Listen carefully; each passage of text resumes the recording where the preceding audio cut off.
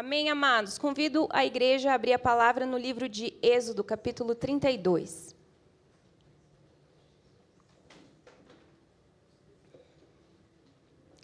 Essa palavra o Senhor me deu há algum tempo já.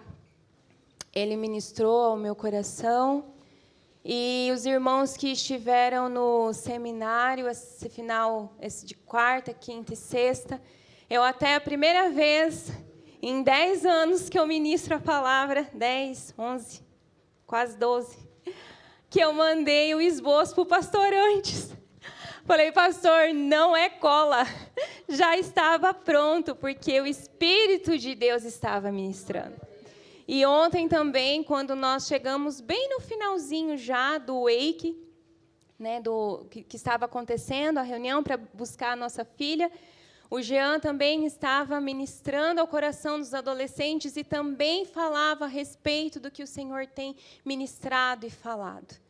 E enquanto nós estávamos ali louvando, o Senhor ministrou ao meu coração que quando nós chegamos nessa igreja, há 13 anos atrás, 12 anos atrás, bem lá no comecinho, nós fizemos alguns cursos lá no comecinho que se chamavam Veredas. E agora vai vir um novo tempo, pastor. E nós vamos voltar às veredas antigas. E as pessoas vão ser tocadas, vão ser curadas. O Senhor ministrava fortemente ao meu coração um novo tempo. Glória a Deus. Mas um novo tempo é para aquele que quer de verdade. Porque quando o Senhor entregava o maná para o povo que estava no Egito, o Senhor ministrava isso enquanto nós estávamos louvando ao meu coração. O Senhor entregava o maná, o pão de cada dia, todos os dias. Mas eles tinham que sair das suas tendas. E eles tinham que recolher aquele maná. E eles tinham que ir até aquele maná e se alimentar dele. Então o Senhor está dizendo à igreja que Ele está derramando maná. Nós precisamos sair das nossas tendas. Nós precisamos pegar esse maná que o Senhor está nos entregando, esse pão da presença. E nós precisamos levar esse pão para dentro das nossas tendas e nos alimentarmos dele. Em nome de Jesus. Amém? Amados, Êxodo capítulo 32, a começar versículo 1 ao 10. Depois nós vamos ler do 21 ao 24.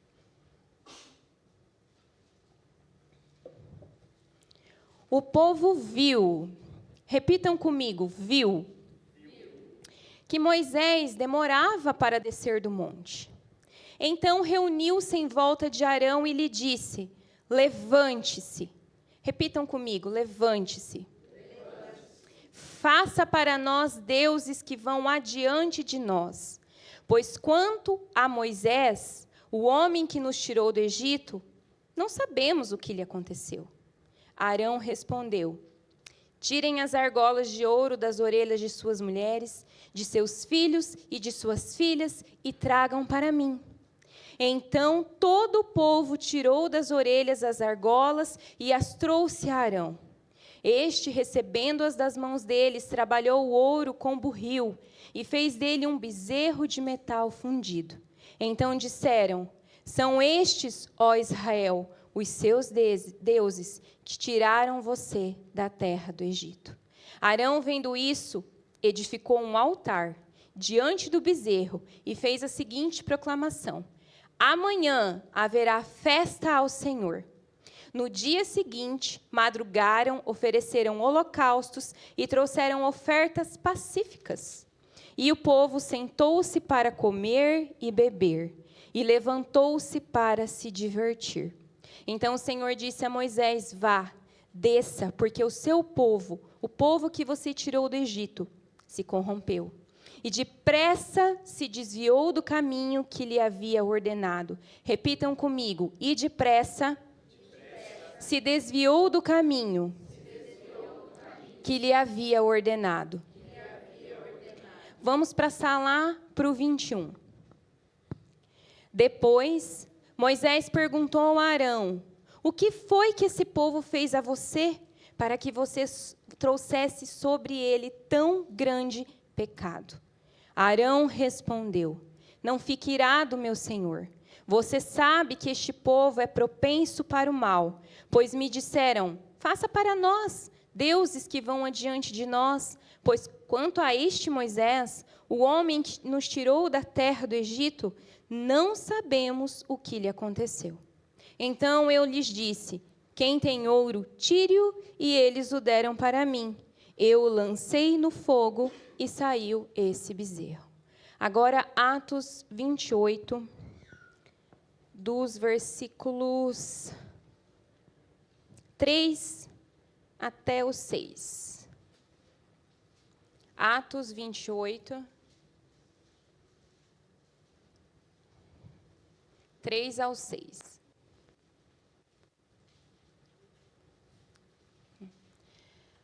Tendo Paulo, aqui Paulo tinha acabado de sofrer um naufrágio, ele estava indo cativo, sofreram um naufrágio, o navio tinha afundado, eles tinham ido parar na areia, e tinham uns nativos lá que viram esse naufrágio, que deram uma acolhida, e aí o texto diz assim: tendo Paulo ajuntado e atirado à fogueira um feixe de gravetos,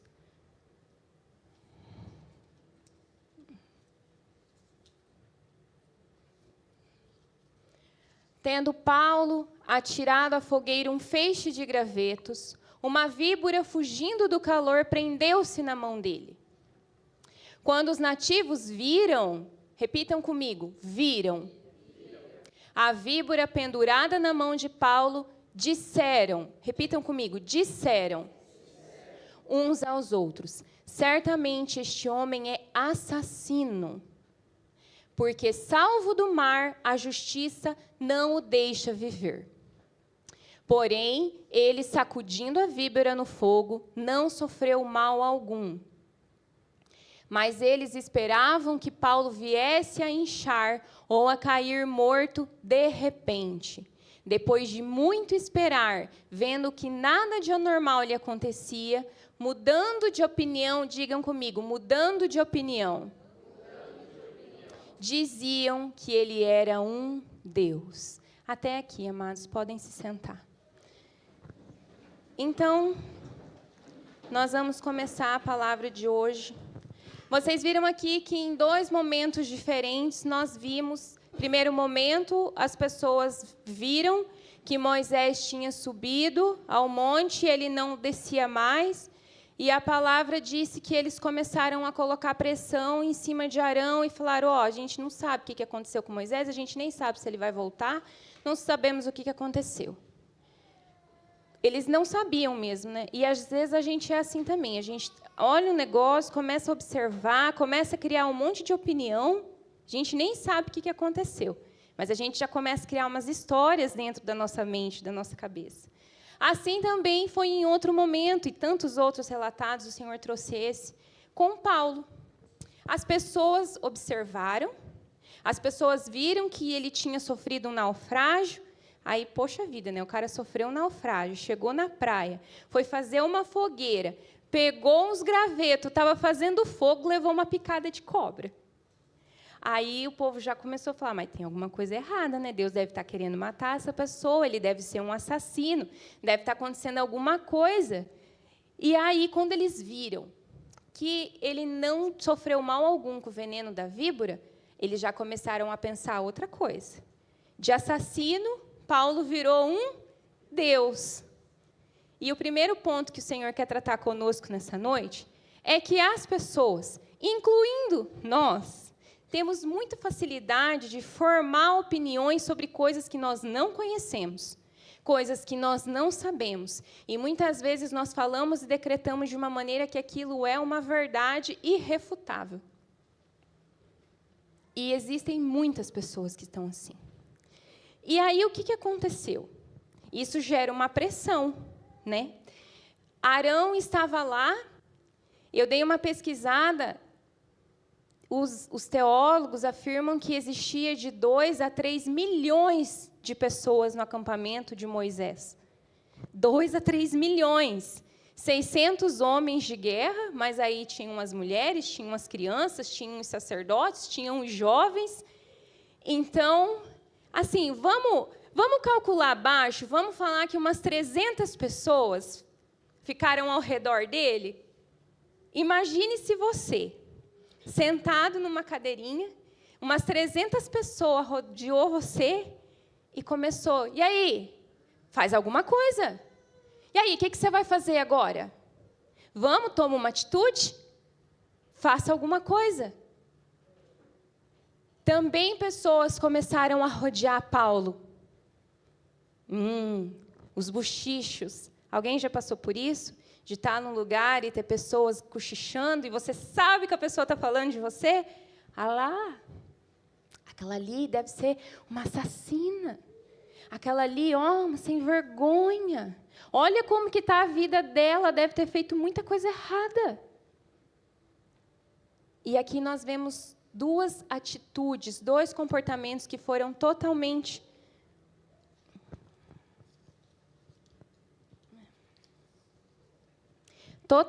diferentes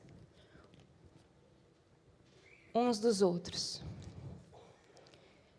Enquanto Paulo continuou a vida dele, continuou acendendo o foguinho dele, continuou se esquentando, não deu pelota para aquilo que estavam falando ou achando a respeito dele, Arão fez o quê? Arão cedeu à pressão. A palavra diz que quando eles falaram, faça aí alguma coisa, faça um Deus para nós. Em nenhum momento, Arão falou, não, vocês estão errados. Não, a gente não pode fazer isso. Isso é pecado, isso é contra o que Deus nos orientou a fazer. Não, Moisés vai voltar. Ele está com o Senhor. E mesmo se Moisés não voltar, a gente tem que se manter firme. A gente tem que continuar no caminho. A gente não pode se desviar do caminho com tanta facilidade. Vamos nos manter firmes. Isso é errado. Arão não fez isso.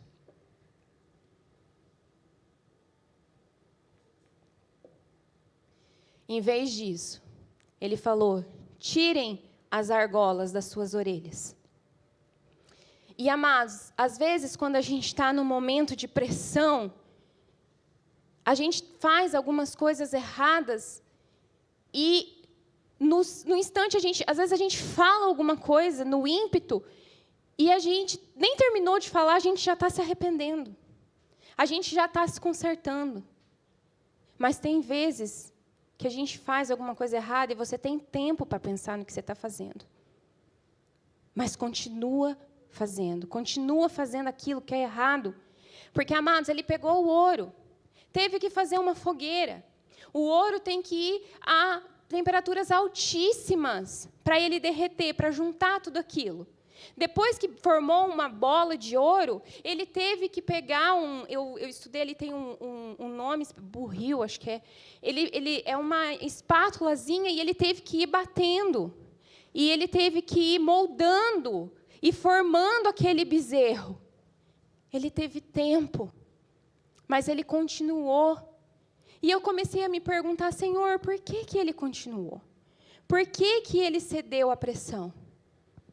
Por que muitas vezes nós, quando estamos diante de algo que nós sabemos que é errado, que nós sabemos que aquilo não deve ser feito, que nós já aprendemos, muitas vezes nós cedemos à pressão? Na escola, adolescentes, jovens, crianças. Nossa, mas você não vai fazer. Nossa, mas você não vai dançar na festa junina? Não tem nada a ver, todo mundo dança. Nossa, mas você, o que tem a gente gazear uma aula, a gente matar uma aula? Nossa, o que tem ouvir uma música? Não tem nada a ver, não tem problema.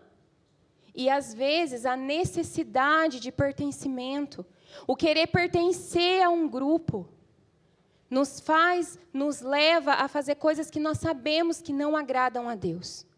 E isso acontece muitas vezes porque a nossa identidade ela não está firmada no Senhor. Então, muitas vezes,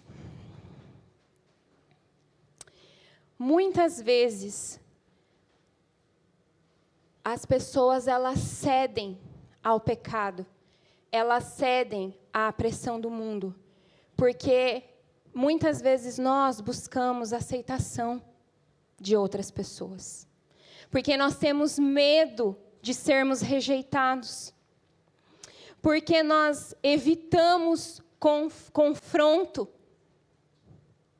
porque nós não queremos ser taxados ao crentinho, ao intolerante. Ai, aquele é um chato, não faz nada. Cedemos, muitas vezes, para sermos aprovados por um mundo que desaprovou o nosso Salvador. Amados, como nós queremos ser aprovados no mundo? Como nós queremos, como o Jean ministrou ontem, ele falou, como a gente às vezes busca e sofre. Aqui está falando para vocês uma pessoa que sofreu muito com isso, porque eu queria fazer parte das patotas. Porque ao mesmo tempo que eu amava e eu queria servir ao Senhor, eu não queria ficar excluída. Porque é uma necessidade que todo ser humano tem, uma necessidade de pertencimento. E isso acontece por quê? Porque a nossa identidade não está firmada ao Senhor.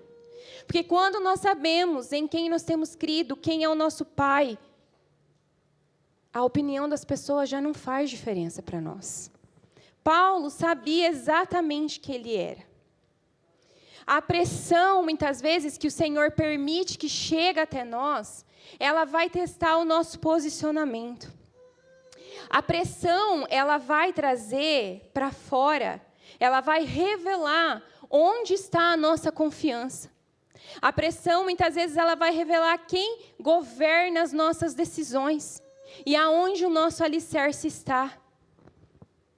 Davi, por exemplo, ele foi humilhado pelo irmão dele de uma maneira tão grande, com rótulos que ele trouxe para ele.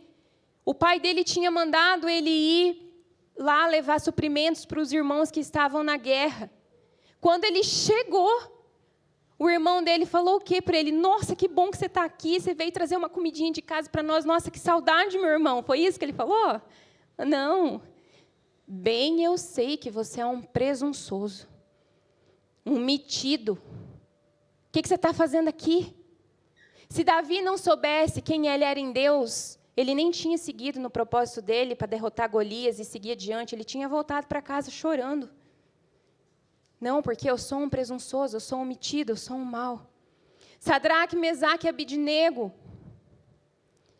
Quando Nabucodonosor quis impor que eles colocou pressão, vocês têm que se ajoelhar diante da estátua que eu mandei fazer.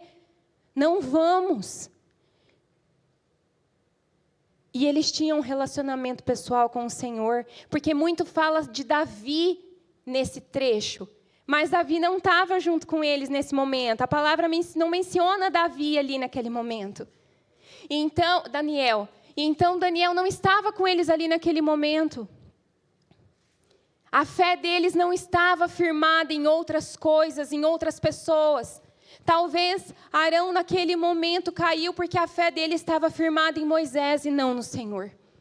E muitas vezes a nossa fé, a gente tem que ter o cuidado para ela não estar firmada numa igreja, para ela não estar firmada nos pastores, para ela não estar firmada no cônjuge, na líder, porque as pessoas são humanas. E todos nós podemos cair a qualquer momento, e quando a nossa fé está firmada em algo que não é do Senhor,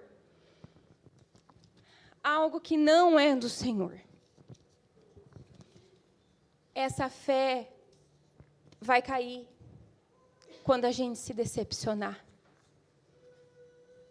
Essa fé vai cair quando essa pessoa não fizer aquilo como a gente gostaria. Se a nossa fé estiver firmada em coisas, em bens, se acontecer alguma coisa com a nossa vida financeira, a nossa fé vai cair, porque a nossa fé não está firmada no Senhor. E, amados, muitas e muitas vezes, A palavra nos relata em Mateus capítulo 7 que Jesus diz que tinha 2 casas e uma tinha sido firmada sobre a rocha, sobre a areia primeiro. Veio o vento forte, veio a tempestade e aquela casa caiu. Mas a outra casa que estava firmada sobre a rocha, veio o vento, veio a tempestade, veio a água, mas ela permaneceu firme, porque ela estava na base certa, no alicerce certo. E se nós hoje, na era que nós estamos, com IA, com tanto conhecimento, cheio de sofismas, cheio de mentira, se a gente não estiver no alicerce certo, que é a palavra, que é a oração, que é a comunhão com o Senhor, a gente vai cair. A nossa mente vai nos trair. E isso acontece com muita facilidade. A gente vai assistir um breve vídeo agora. O Lucas deu um salto ali. A gente vai assistir um breve vídeo que relata isso muito, muito bem.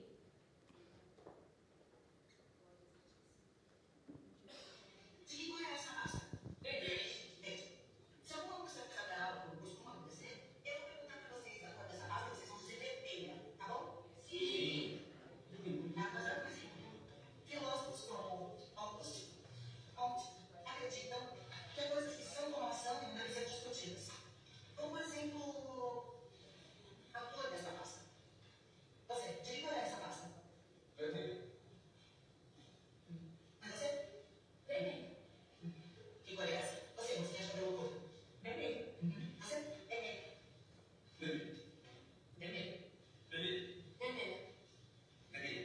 E você? Vermelho. Está claro que esta pasta é verde.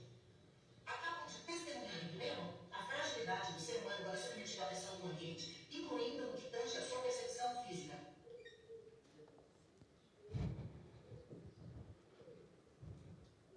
E aí? Será que esse vídeo pode ocorrer facilmente com qualquer um de nós? Se a gente não estiver firmado verdadeiramente no Senhor? Porque, amados, o inimigo usou a própria palavra contra Jesus. Se a gente não conhecer a palavra verdadeiramente, se a gente não tiver comunhão com o Pai, a gente é enganado. Ah, Deus, tem misericórdia, porque somos pó. E por que muitas vezes, acontece isso ali, que nem o menino, ele sabia que a pasta era vermelha. Verde. Eu queria... Claro que eu errei. Eu queria ver se vocês tinham prestado atenção. O menino sabia que a pasta era verde. Mas estava todo mundo falando, está todo mundo fazendo. E aí eu fiquei me perguntando para o Senhor, por quê? Por que a gente cai nisso? Por que isso acontece? E a gente viu muito isso agora no seminário que nós fizemos.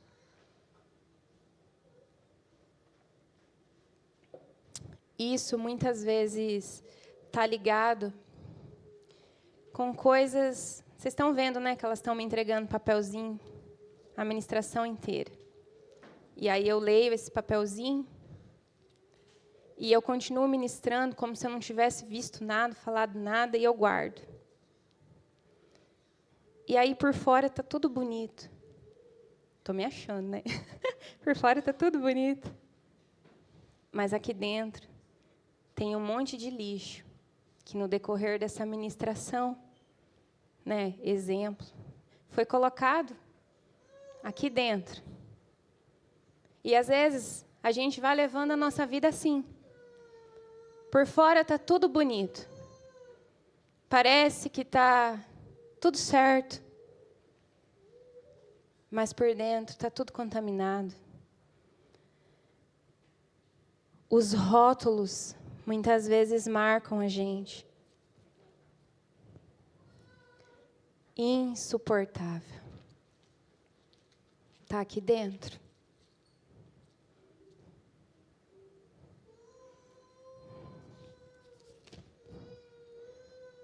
você não vale nada. Estava aqui dentro. Tem mais? Está cheio. A culpa é sua. A culpa é sua. Você que é o culpado. Mesmo quando você era inocente. Não tem lugar aqui para você, não. Você só incomoda. Não tem espaço para você. Tem mais? Você é um incapaz. Você nunca vai ser nada na vida. Você não sabe fazer nada, você não tem valor nenhum, você só atrapalha, você só incomoda.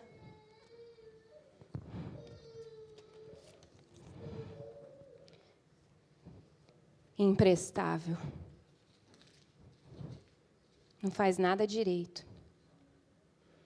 E muitas vezes todo esse lixo é colocado dentro de nós, ainda quando nós somos crianças, quando nós somos jovens, por pessoas que têm acesso ao nosso coração, por figuras de autoridade, professores, pais, amigos, primos, chefes. E aí isso tudo gera insegurança, isso tudo gera medo, isso tudo gera necessidade de aprovação, gera uma dificuldade de posicionamento. Eu não sei o que tinha dentro do coração de Arão, porque na história dele a palavra não relata, mas alguma coisa tinha. E nada sai do controle do Senhor. Porque a palavra diz que enquanto Moisés estava lá, e ele estava na glória, na graça, e eu acho que se dependesse dele, ele nem voltava mesmo, que aquele povo só dava dor de cabeça para ele. O Senhor falou assim, Moisés, você tem que voltar lá. O povo se rebelou, fez bezerro de ouro, está tudo bagunçado. E o Senhor repetiu, na sequência ali, quando ele estava falando para Moisés descer, no versículo 8, no finalzinho, ele repetiu as mesmas palavras que o povo tinha falado. São estes, ó Israel, os seus deuses que tiraram você do Egito. E muitas vezes, as pessoas estão assim. Amados, Deus não perdeu o controle de nada. Ele sabia exatamente o que estava acontecendo. E eu acredito, porque a palavra diz que todas as coisas cooperam para o bem daqueles que amam a Deus. Gente, a gente não estava falando de qualquer homem. A gente estava falando de Arão, o primeiro sumo sacerdote.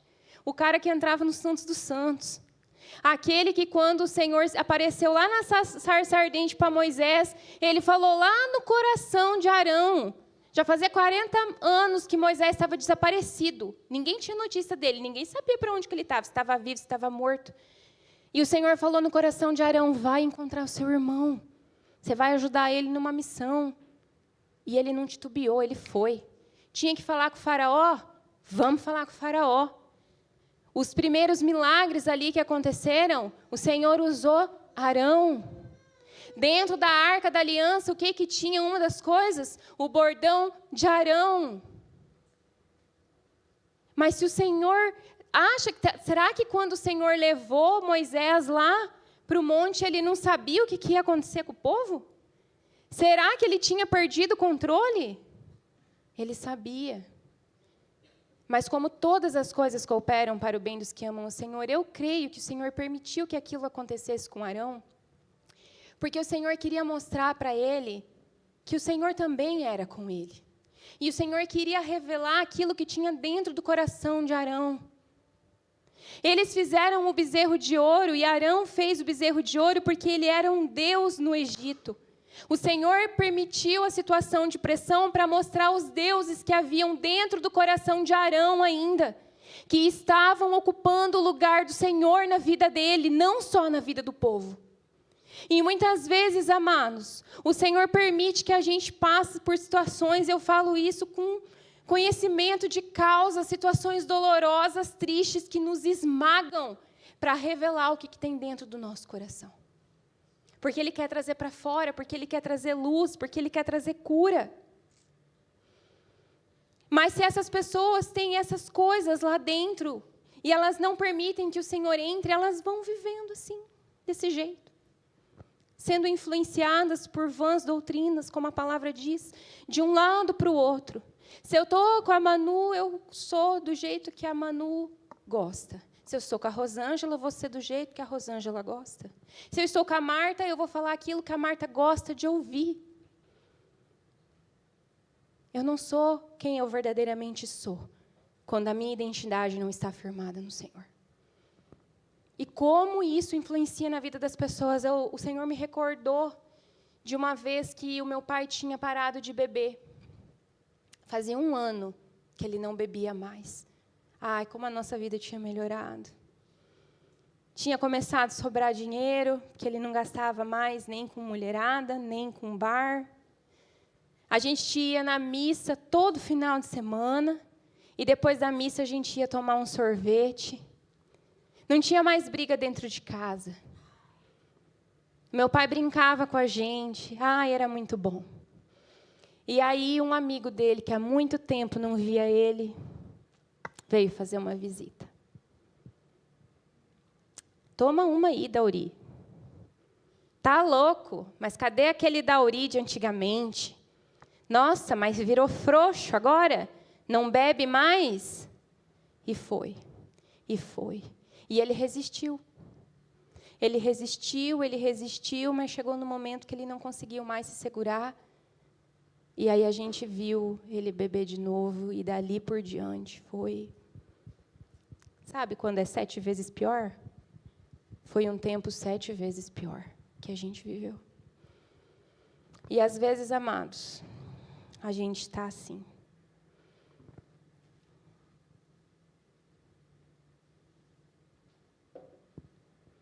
Como vencer isso? Porque o problema não está na pressão. O problema não está na pressão.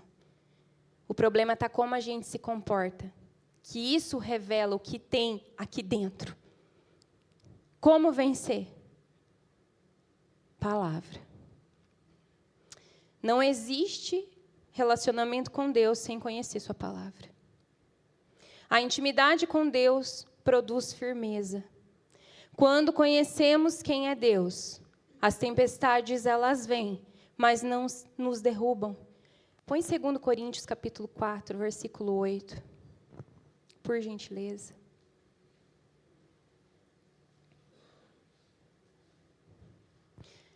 Em tudo somos atribulados. A gente é crente, a gente vai ser sempre atribulado. Enquanto a gente estiver aqui nessa terra, o diabo não vai dar paz para a gente.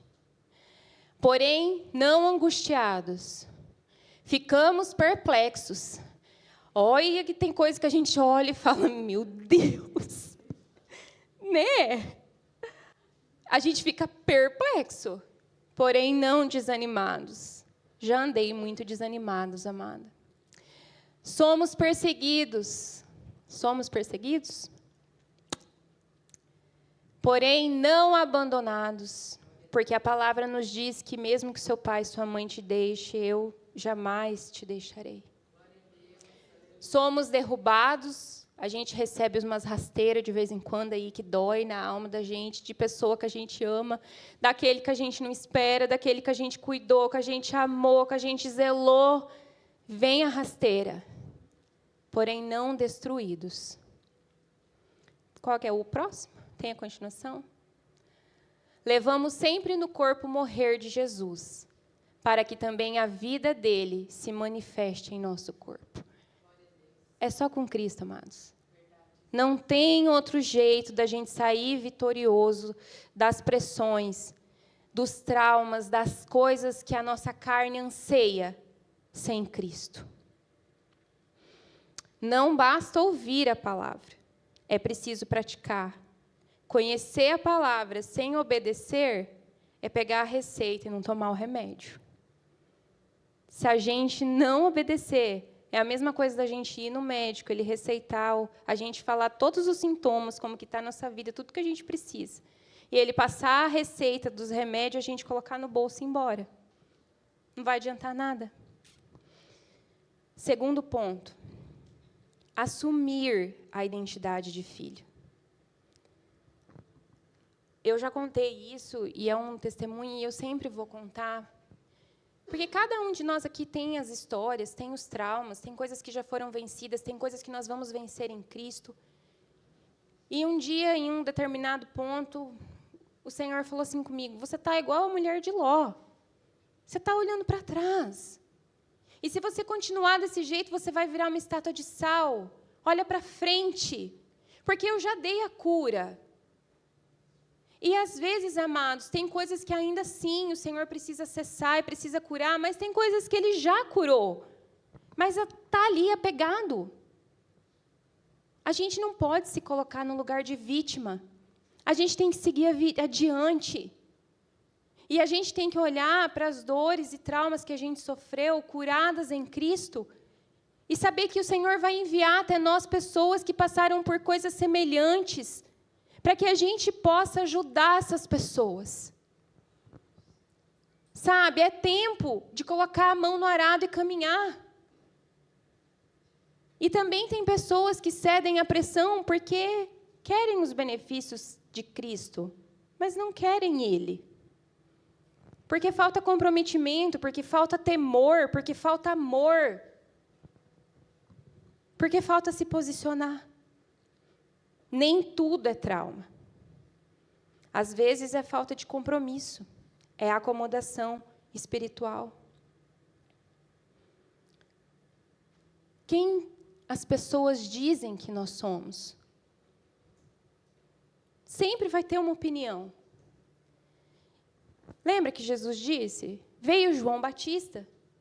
Ele não comia e não bebia. Vamos combinar que o cara era meio esquisito, né? Ele morava no deserto, vestia roupa de camelo, só comia gafanhoto e mel, né? Tá, mas o povo descia a lenha nele, falava que era do capeta ele. Aí veio Jesus. Aí Jesus comia e bebia. E aí ele chamava ele de glutão e beberrão. Se a gente for viver a nossa vida em função dos elogios ou das críticas das pessoas, amados, a gente nunca vai conseguir chegar a viver o propósito do Senhor na sua plenitude. Esses rótulos todos, esse lixo todo, tem que sair. E o Senhor quer tirar. Você está disposto a deixar Ele entrar no seu coração e tirar? Você quer? Você quer trocar o rótulo de não tem lugar para você e colocar quem Deus diz que nós somos? Nós somos filhos amados. Você está disposto a viver como uma filha, como um filho amado de Deus? Aqueles que já ouviram, você nunca vai ser nada na vida. Para você não tem jeito. Eu ouvi. Eu não sei para que você está estudando. Eu não sei para que você estuda. Amado, você trabalhava o dia inteirinho. Chegava em casa, ou comia, ou tomava banho. Naquele tempo eu era magrinha, por isso não dava tempo de comer. Tomava banho e ia para a faculdade. Pagava a minha faculdade. Sobrava R$1 do meu salário. E eu ouvia: para que você está estudando? Ficar gastando dinheiro à toa? Você nunca vai ser ninguém. Mas eu troquei esse. E ontem, enquanto nós estávamos na sala de oração, o Senhor ministrou ao meu coração. Ontem, sábado, né? E nós estávamos lá e o Senhor ministrou no meu coração. Quantos sábados eu andei perdida no mundo, buscando preencher um coração que era tão vazio. Quantos sábados eu estava rodeada de tanta gente e eu me sentia tão sozinha no mundo, perdida. E ontem estava eu e o meu marido e Deus lá, e eu me sentia tão completa, tão feliz. Ele diz: eu te capacito. Aonde você foi rejeitado, Ele diz: eu te escolhi. Ele está dizendo: tem um lugar na minha mesa para você preparado. Eu te dei coragem e ousadia, você não precisa mais viver com medo. Hoje o Senhor está nos chamando para a gente abandonar os rótulos. Para a gente vencer o medo. Para a gente romper com a necessidade de aprovação do mundo. Para a gente viver como verdadeiros filhos de Deus. Você quer viver uma vida pressionado pelas pessoas? Pressionado pelos seus sentimentos? Pressionado pelos traumas, pelas coisas, pelo lixo que foi colocado em você? Ou você está disposto a permitir que o Senhor tire todo esse lixo e que Ele faça novas todas as coisas no seu coração?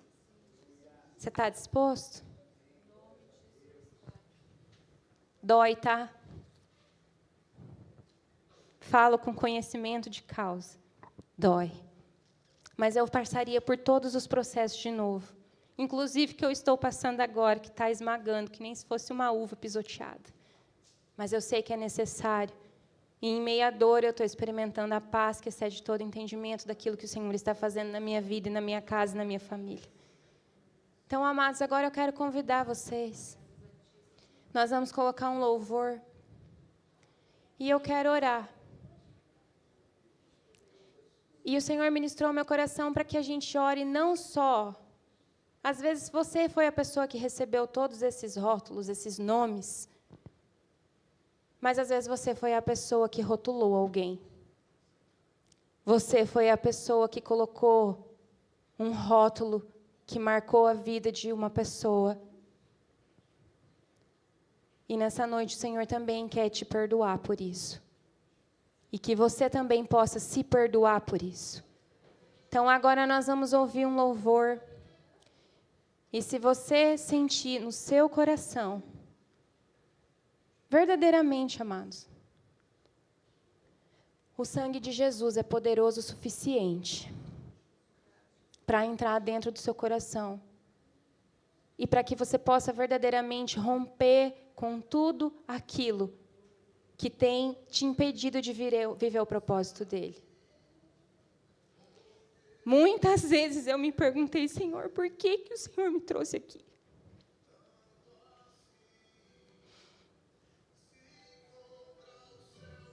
Nós que somos tão pecadores, que somos tão falhos. E Ele falou: porque eu amo você e eu quero que você derrame nessa noite o meu amor sobre a vida dos seus irmãos. E assim como eu fiz na sua vida, eu quero fazer na vida de pessoas que estão ali, que precisam. Então eu vou convidar a igreja a ficar de pé.